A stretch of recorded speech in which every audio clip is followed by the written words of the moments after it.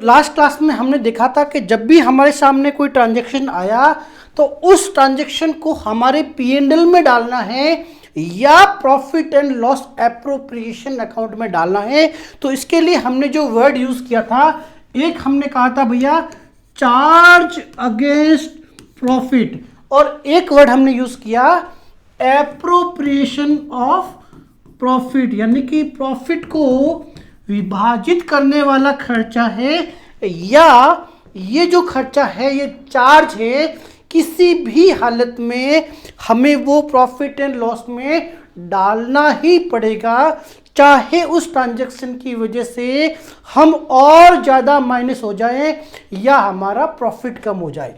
तो ये basic part हम लास्ट क्लास में कर चुके हैं। इसके ऊपर हमारे जो प्रैक्टिकल क्वेश्चन है 3 से 4 वो भी हम करेंगे। अभी हम बात करते हैं जब पार्टनरशिप के जो हमारे पार्टनर्स है, हमारे जो बिजनेस में हमारे जो पार्टनर्स है, इन पार्टनर्स की कैपिटल यानी कि उन्होंने जो पूंजी लगाई है, पार्टनर्स ने जो बिजनेस में पूंजी लगाई है, उनका हिसाब किताब करने के लिए अकाउंटिंग ट्रीटमेंट किस तरह से होता है, या समझिए कि उनका हिसाब किताब किस तरह से की जाएगी, कौन कौन से ट्रांजैक्शंस जो पार्टनर्स को इफेक्ट कर रहे हैं, वो ट्रांजैक्शन जो पार्टनर्स को डायरेक्टली इफेक्ट कर रहे हैं, उन ट्रांजैक्शन का अकाउंटिंग ट्रीटमेंट किस तरह से किया जाएगा। तो हम क्या सीख रहे हैं भैया, हम कोशिश कर रहे हैं समझने की कि पार्टनर्स से रिलेटेड जो ट्रांजैक्शन है उनको बुक्स में कैसे रिकॉर्ड किया जाएगा। तो अगर मेथड की बात करें तो हमारे जो पार्टनर्स के जो अकाउंट है, अब यहाँ पे 2 बातें हैं। एक तो हम जर्नल एंट्री भी करना सीखेंगे और साथ साथ के अंदर लेजर के अंदर जो अकाउंट होंगे उन अकाउंट का भी लेजर से जो जर्नल एंट्री में जो ट्रांसफर करेंगे ना, उसका इफेक्ट भी हम यहाँ पे एक साथ ही देख लेंगे। तो अकाउंटिंग ट्रीटमेंट भी समझेंगे और अकाउंटिंग ट्रीटमेंट के साथ साथ वो पार्टनर्स कैपिटल में किस तरह से ट्रांसफर होंगे वो भी समझने की कोशिश करते हैं। फिलहाल बात करते हैं हमारी पार्टनरशिप चैप्टर के अंदर हमारे जो पार्टनर्स है, जो हमारे पार्टनर्स है उनकी जो कैपिटल का जो हिसाब किताब है, पार्टनर्स की कैपिटल का जो हिसाब किताब है वो रखने के लिए हमारे पास कितने तरह के मेथड है, कितने तरीके से हम सामान्यतः करते हैं। तो जो पहला मेथड है भैया, इसको हम बोलते हैं fluctuating method. Fluctuation method to maintain capital account. और जो दूसरा जो मेथड है भैया उसका नाम है फिक्स्ड कैपिटल मेथड। ये भैया अकाउंटिंग ट्रीटमेंट की बात है, ध्यान ये रखना है। ये जो दोनों बातें हैं ना, ये मेथड ये बताएगा हम कौन सा मेथड यूज कर रहे हैं, उसके अकॉर्डिंगली ही हमें ये देखना पड़ेगा। एक ही ट्रांजैक्शन, एक सिंगल ट्रांजैक्शन, अगर इस मेथड से हम हमारी अकाउंटिंग कर रहे हैं तो आपको जर्नल एंट्री कुछ और मिलेगी, और इस मेथड से अगर कर रहे हैं तो वो हमारी जर्नल एंट्री हो सकता है चेंज हो जाए। तो हमारा जब बिजनेस के अंदर, हमारी पार्टनरशिप के अंदर जो जो ट्रांजैक्शन पार्टनर्स की पूंजी को इफेक्ट कर रहे हैं, बात समझना भैया, हम उन ट्रांजैक्शन को रिकॉर्ड करने की बात कर रहे हैं जो ट्रांजैक्शन हमारे पार्टनर्स की कैपिटल को इफेक्ट कर रहे हैं। जब जैसे ही पार्टनर ने पैसा लगाया बिजनेस में, उसकी अकाउंटिंग एंट्री कैसे होगी। अगर ये मेथड है तो कुछ और हो सकता है और इसमें कुछ और फर्क हो सकता है। तो आपको क्वेश्चन की लैंग्वेज समझनी है कि क्वेश्चन क्या कह रहा है, किस तरह के अकाउंट मेंटेन करने की बात कर रहे हैं। दोनों में फर्क समझेंगे और ये भी समझेंगे कि दोनों परिस्थितियां कैसे आइडेंटिफाई करें। क्वेश्चन के अंदर लैंग्वेज के हिसाब से हमें समझना है कि भी जो हमारा जो क्वेश्चन एग्जामिनर है वो हमसे ये अकाउंटिंग मेथड फॉलो करने की कोशिश कर रहा है या इसकी बात कर रहा है। वन बाय वन समझेंगे। फ्लक्चुएशन, फ्लक्चुएशन का मतलब परिवर्तन, परिवर्तन मतलब परिवर्तन यानी कि बदलती रहेगी। देखिए जैसे ही पार्टनर में कैपिटल या अदर कोई ट्रांजैक्शन, कोई ऐसा ट्रांजैक्शन हुआ, कोई भी ट्रांजैक्शन हुआ जो पार्टनर्स की पूंजी को इफेक्ट करेगा। ऐसे ट्रांजैक्शंस क्या होंगे? ऐसे ट्रांजैक्शन होंगे, देखिए सबसे पहला ट्रांजैक्शन जो होगा जब भी कैपिटल इंट्रोड्यूस होगी। क्या क्या ट्रांजैक्शन हो सकते हैं? जब भी कोई भी पार्टनर बिजनेस में पैसा लगाएगा। अब ये जो पैसा लगाता है वो पार्टनर जो होगा वो कैश के फॉर्म में लगा सकता है, direct bank to bank transfer करता है, या कोई एसेट्स के फॉर्म में पैसा ला सकता है। तो जहां पार्टनर ने बिजनेस के अंदर पैसा लगाया है, हमें यह समझना है कि भैया उसका अकाउंटिंग ट्रीटमेंट क्या होगा। और फ्लक्चुएशन मेथड, ये हम फ्लक्चुएशन मेथड यानी कि यहां पे कैपिटल परिवर्तन होगी। आगे समझते हैं कैसे परिवर्तन होगी और कैसे फिक्स होगी, अभी थोड़ी देर में आपको सब समझ में आ जाएगा। तो फिलहाल मैं कुछ ऐसे ट्रांजैक्शन को लिखने की कोशिश कर रहा हूं जो बिजनेस के अंदर पार्टनर की कैपिटल को डायरेक्टली इफेक्ट कर रहे हैं। कौन कौन से ट्रांजैक्शन है? तो जहां पे पैसा लगाया है, अगर पार्टनर ने कैपिटल विड्रॉल कर दी, पार्टनर ने एक बार पैसा लगाया है और फिर वो पैसा निकाल दिया। अब पैसा निकालते समय फिर वही बात है, चाहे तो वो कैश में निकाले, चाहे तो वो अपने बैंक अकाउंट में मांगे, या फिर बिजनेस की कोई एसेट्स उसने अपनी कैपिटल के फॉर्म में निकाल दी। कैपिटल का इंट्रोड्यूस या विड्रॉल करना थोड़ा अलग है सामान्य ड्राइंग से। तो अगर पार्टनर अपनी डे टू डे खर्चों के लिए अगर अमाउंट विड्रॉल कर रहा है तो उसे ड्राइंग कहेंगे, उसे ड्राइंग कहेंगे। तो ये भी जो ट्रांजैक्शन है, ये ट्रांजैक्शन भी हमारे बिजनेस में प्रश्न है कि भाई पार्टनर ने कितना पैसा लगा रखा है। तो अगर पैसा ड्राइंग करता है तो वो भी उसको इफेक्ट करेगा, जो उसने ड्राइंग कर दी वो माइनस हो जाएगी, कम हो जाएगी उतने से बैलेंस। और क्या होगा? अगर हम पार्टनर को इंटरेस्ट ऑन कैपिटल, या ये समझिए कि पार्टनर्स को किसी भी तरह का रेम्यूनेशन देने की बात करते हैं।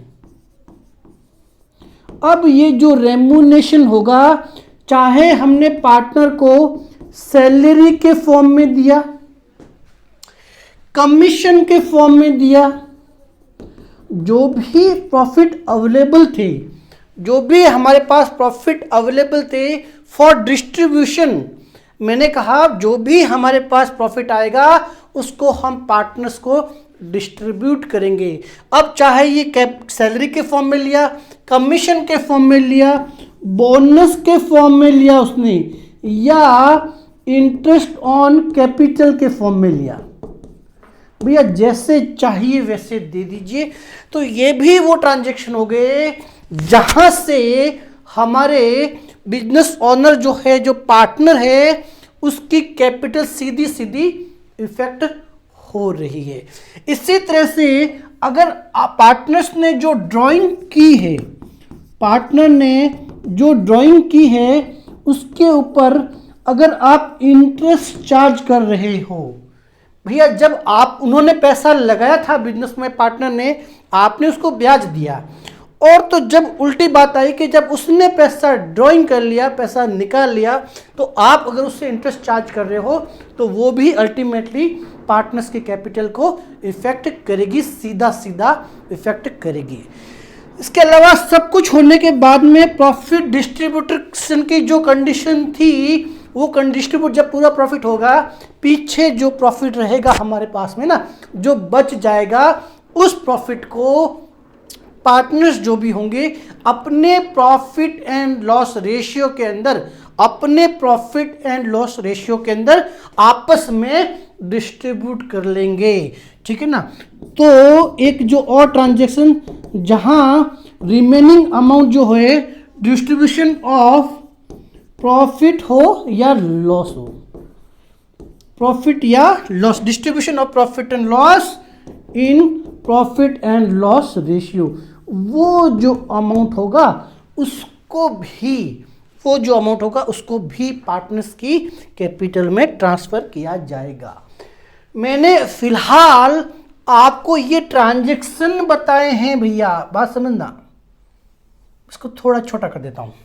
चलिए, तो हम बात कर रहे थे फ्लक्चुएटिंग कैपिटल, फ्लक्चुएशन मेथड। तो फ्लक्चुएशन कैपिटल मेथड लिख लीजिए आप, फ्लक्चुएशन कैपिटल मेथड। इसका सिंपल फ्लक्चुएशन का मतलब होता है बदलता रहना। तो हर वो ट्रांजैक्शन जिससे पार्टनर्स की कैपिटल इफेक्ट हो रही है, पार्टनर्स की पूंजी, पार्टनर्स का हिसाब किताब इफेक्ट हो रहा है, अगर आप एक ही अकाउंट में मेंटेन करते हो, यानी कि हर एंट्री सीधी सीधी कहां जाएगी, कैपिटल अकाउंट में जाएगी, तो जो भी पार्टनर्स होगा, पार्टनर्स कैपिटल अकाउंट में ये सारे के सारे ट्रांजैक्शन जो है, बात समझना, सारे के सारे ट्रांजैक्शंस को, अब सारे के सारे ट्रांजैक्शन का मतलब हो गया ऐसे सभी ट्रांजैक्शन जो पार्टनर्स को इफेक्ट कर रहे हैं। तो पार्टनर्स को जो भी ट्रांजैक्शन इफेक्ट कर रहे हैं, उन सब का अकाउंटिंग करने के लिए आपने एक ही अकाउंट रखा है, एक ही अकाउंट मेंटेन कर रहे हो, तो वो कहलाएगा fluctuation method, fluctuation capital method, यानी कि फ्लक्चुएटिंग कैपिटल मेथड। इसका मतलब ये हुआ कि जैसे ही आपने एक कैपिटल अकाउंट बनाया मिस्टर ए का, मान लीजिए कैपिटल अकाउंट ऑफ मिस्टर ए, बहुत सिंपल सी बात है भैया, ये ए का कैपिटल है। इस तरह से हर पार्टनर के अलग अलग बनेंगे, उसमें तो कोई डाउट नहीं है। जितने पार्टनर है उतने अकाउंट बनेंगे, सबका सिंगल अकाउंट नहीं बनेगा। तो मिस्टर ए का जो कैपिटल अकाउंट है, मिस्टर ए का जो भी ओपनिंग बैलेंस है मान लीजिए वो ये है, और अगर उसने फर्दर इंट्रोड्यूस किया, आपने एंट्री इसी अकाउंट में कर दी। उसने पैसा विड्रॉल किया, आपने अकाउंटिंग ट्रीटमेंट यहां पे कर दिया। आपने उसको सैलरी के फॉर्म में कुछ रेम्युनेशन दिया, आपने यहां लिख दिया। बोनस के फॉर्म में दिया, यहां लिख दिया। ठीक है, आपने कमीशन के फॉर्म में दिया, यहां लिख दिया। उसने कुछ ड्राइंग की, आपने यहां लिख दिया। ठीक है, आपने ड्राइंग पर इंटरेस्ट चार्ज किया, आपने ड्राइंग पर इंटरेस्ट चार्ज किया, यहां लिख दिया। आपने कैपिटल पर इंटरेस्ट किया, यहां लिख दिया। जो पीछे प्रॉफिट बचा उसको भी यहीं पे लिख दिया। यानी कि जितने भी कैपिटल में चेंजेस आए हैं वो अगर एक ही अकाउंट में मेंटेन किया जाता है तो इसके बोलते हैं fluctuation capital method, fluctuation capital method या fluctuation capital account of mister A B, जो भी पार्टनर का आप कर रहे हो। तो ये जो मेथड है, यहां पहला जो मेथड था हमारा फ्लक्चुएशन मेथड में हमने कहा कि हर पार्टनर का कैपिटल का हिसाब किताब रखने के लिए केवल एक ही अकाउंट मेंटेन किया जाएगा। ठीक है ना, वहीं उसी में से हम हिसाब निकालेंगे कि भैया इसके पास अब क्लोजिंग बैलेंस कितना बचा है, इस पार्टनर्स का क्लोजिंग बैलेंस डेबिट है या क्रेडिट है या कितना बचा है। सारा हिसाब किताब जब एक सिंगल अकाउंट में कर दिया जाता है, इसको हम फ्लक्चुएटिंग कैपिटल मेथड बोलते हैं, फ्लक्चुएशन कैपिटल मेथड कहते हैं। इस मेथड के अंदर सारे के सारे ट्रांजैक्शन को एक अकाउंट में लिख दिया जाता है। ठीक है, तो ये हो गया हमारा पार्टनर्स ए का, इसी तरह से बी सी डी का हो जाएगा, यानी कि सारे के सारे ट्रांजैक्शन को एक ही अकाउंट में लिखा जाएगा। एक ही अकाउंट कौन सा? हर पार्टनर का एक अकाउंट। परंतु कई बार ये होता है कि इस तरह के ट्रांजैक्शन जो है, नंबर ऑफ ट्रांजैक्शन जो है वो बहुत ज़्यादा हो जाते हैं। तो अगर नंबर ऑफ ट्रांजैक्शंस बहुत ज़्यादा हो जाए तो ऐसी स्थिति में आप कहोगे यार कैपिटल का कभी भी हिसाब किताब निकालना है कि भैया कितना पैसा का बैलेंस है, किसका कितना बैलेंस है, बहुत मुश्किल हो रहा है। तो हमने एक और रास्ता निकाला और उस रास्ते का नाम था फिक्स कैपिटल मेथड। तो इस मेथड की क्या है देखिए, गणित बहुत सिंपल है। मैं इसे थोड़ा सा बड़ा कर देता हूँ। चलिए, तो ये जो फिक्स कैपिटल मेथड है मैं यहाँ लेके आ जाता हूँ इसको। चलिए मैं थोड़ा सा इरेज कर देता हूँ उसको, 1 मिनट। हाँ चलिए,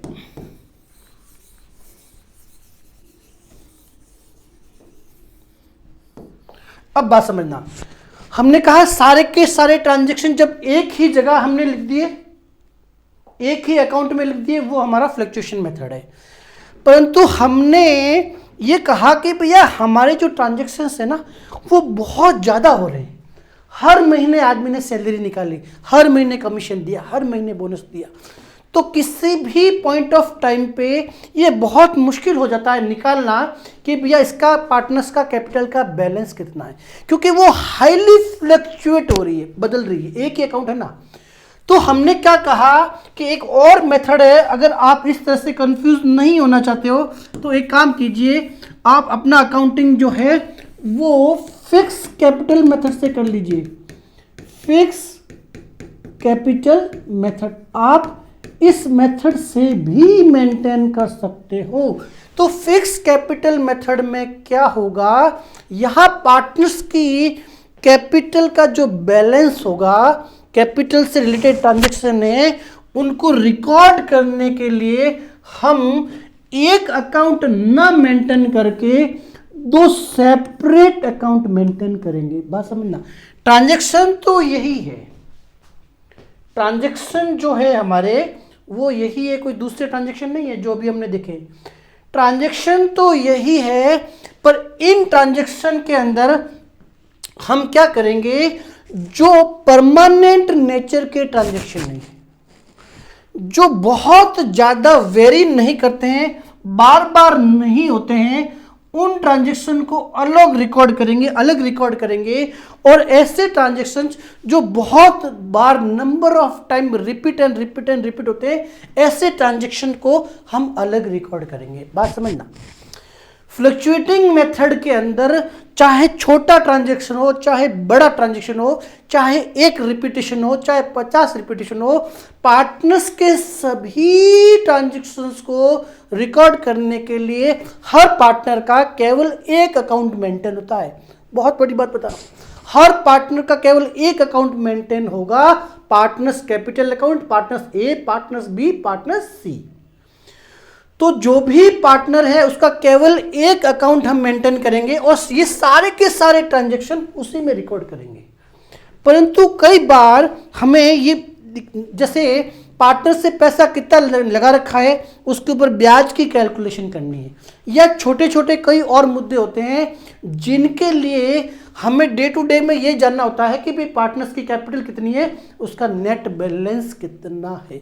तो ऐसी स्थिति में पहले वाले मेथड से निकालना बहुत मुश्किल होता है।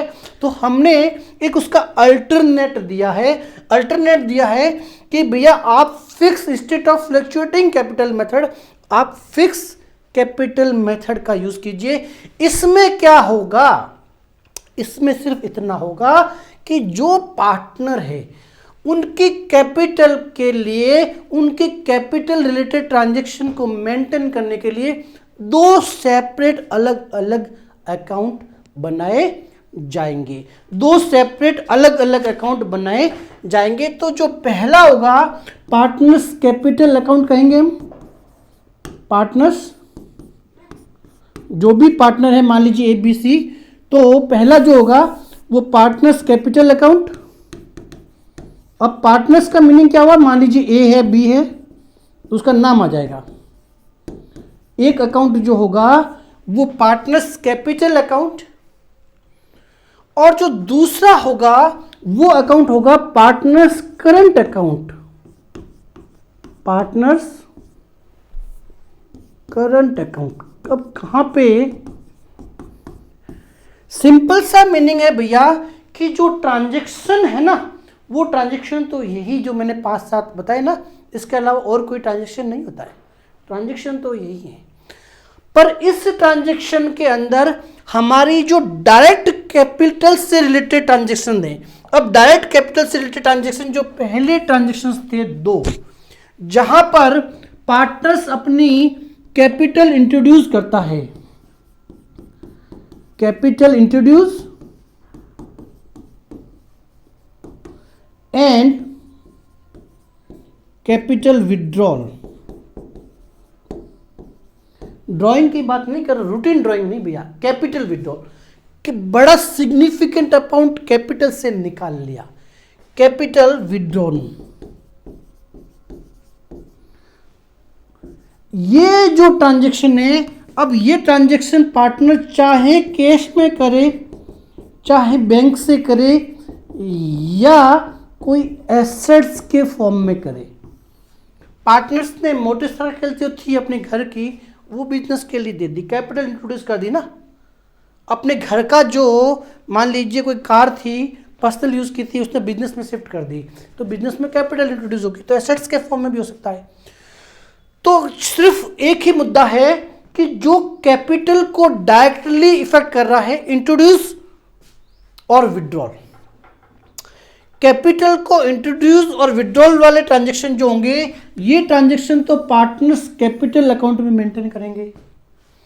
इसके अलावा जो रूटीन छोटे मोटे ट्रांजैक्शन है, जो रूटीन ट्रांजैक्शन है, जो अभी मैंने एग्जांपल बताया था, इसमें यहां से लगाकर यहां तक के जो ट्रांजैक्शन है, ये जो हमारे ट्रांजैक्शंस थे, यहां से लगा के ये वाले जो ट्रांजैक्शन है, जहां पे आपने क्या किया, यहां पे कौन कौन से ट्रांजैक्शन हो गए भैया, रूटीन ड्राइंग हो गई, जो भी आपने फिक्स कर रखी है कि हर पार्टनर इतना पैसा निकालेगा। तो पार्टनर्स की ड्राइंग हो गई, सैलरी हो गई, बोनस के फॉर्म में कुछ दे लिया, कमीशन के फॉर्म में दे दिया, कुल मिला के ये क्या हो गया भैया, एप्रोप्रिएशन ऑफ प्रॉफिट। जो भी प्रॉफिट आपने जिस तरीके से विभाजित किया वो यहां लिख दिया। इंटरेस्ट ऑन ड्राइंग हो गया, इंटरेस्ट ऑन कैपिटल हो गया,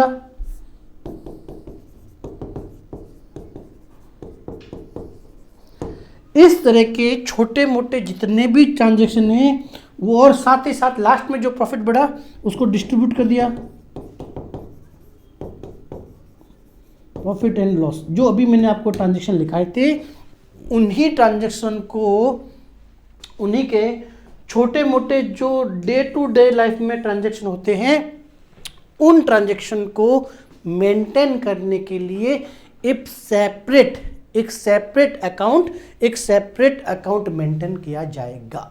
ताकि इसका फर्क क्या हुआ कि पार्टनर्स का जो मेन की अकाउंट है कि भैया आपने जो पैसा है वो कितना लगाया है, किस अमाउंट पे चार्ज करना है, इंटरेस्ट या इंटरेस्ट लेना है या देना है। किसी का डेबिट बैलेंस होगा तो कंपनी चार्ज करेगी, और क्रेडिट बैलेंस है तो हम उसको देंगे, ठीक है ना, तो वो डिसीजन इजीली ले सके। सिंपल सा मीनिंग भैया ये है कि बड़े जो ट्रांजैक्शन होंगे, जो डायरेक्टली कैपिटल डाल रहा है और निकाल रहा है बड़ा सिग्निफिकेंट अमाउंट, उन ट्रांजैक्शन को तो यहाँ लिखेंगे, और इसके अलावा जो छोटे मोटे ट्रांजैक्शन है उन्हें हम लिखेंगे पार्टनर्स। अब जैसे पार्टनर्स वर्ड है ना, तो मान लीजिए पार्टनर का नाम है मोहन, तो मोहन्स करंट अकाउंट, और यहां हो जाएगा मोहन कैपिटल अकाउंट। परंतु ये तो हमने बताया जहां हमने फिक्स कैपिटल मेथड फॉलो कर रहे हैं। परंतु अगर हमने कहा हम फ्लक्चुएटिंग कैपिटल मेथड फॉलो कर रहे हैं, तो ऐसी स्थिति के अंदर फ्लक्चुएटिंग कैपिटल मेथड कर रहे हैं, तो चाहे आपने पैसा लगाया हो, चाहे ड्राइंग की हो, चाहे प्रॉफिट को डिस्ट्रीब्यूट किया हो, चाहे सैलरी लिया हो, चाहे कमीशन लिया हो, या लास्ट में जो प्रॉफिट बचा उसको आपने अपने अपने हिस्से में विभाजित कर दिया हो, सारे के सारे ट्रांजैक्शन को एक ही अकाउंट में अगर मेंटेन करेंगे उसको बोलेंगे फ्लक्चुएटिंग कैपिटल मेथड। परंतु जहां पर आपने कुछ स्पेसिफिक ट्रांजैक्शन जो सीधा सीधा कैपिटल को इफेक्ट कर रहा था उनको अलग मेंटेन किया, कैपिटल की ड्राइंग और कैपिटल का इंट्रोडक्शन, इंट्रोड्यूस ऑफ कैपिटल, उन ट्रांजैक्शन को अलग कर दिया। और डे टू डे लाइफ वाले जो रूटीन ट्रांजैक्शन है जहां पे पार्टनर्स ड्राइंग कर रहा है अपना छोटा मोटा प्रॉफिट जो भी होता है हिसाब किताब वो लेता है, इंटरेस्ट ऑन ड्राइंग है, इंटरेस्ट ऑन कैपिटल है, प्रॉफिट को डिस्ट्रीब्यूट करने का जो उसका हिसाब किताब है, वो सारा जहां पर इनको अलग से अगर मेंटेन करेंगे, हमने कहा यहां वर्ड क्या हो गया, fix capital method. Fix capital का मतलब हुआ आपकी जो पूंजी है, आपकी जो पूंजी है, की पूंजी है, जो मेन पूंजी है वो फिक्स हो गई और छोटा मोटा हिसाब अलग रखा जाएगा। तो ये दो मेथड है जहां पर हम क्या कर रहे हैं भैया, जहां पर हम पार्टनर्स की कैपिटल का हिसाब किताब रखने के लिए अकाउंटिंग ट्रीटमेंट करेंगे। तो मेथड हमने समझ लिया। अब हमें ये समझना है कि ये जो ट्रांजैक्शन जब बिजनेस में पैसा आया उसका अकाउंटिंग ट्रीटमेंट क्या होगा अगर मैं फ्लक्चुएटिंग मेथड करता हूं। यही मैं अगर फिक्स मेथड करता हूं तो ऐसी स्थिति में जो पार्टनर ने पैसा लगाया है उसका अकाउंटिंग ट्रीटमेंट क्या होगा। यहां पर पैसा विड्रॉल करता है, पैसा निकालता है, ऐसी स्थिति के अंदर अकाउंटिंग ट्रीटमेंट क्या होगा। और इस मेथड में अकाउंटिंग ट्रीटमेंट छोटा सा फर्क है, बहुत इजी है, समझने में दिक्कत नहीं आएगी।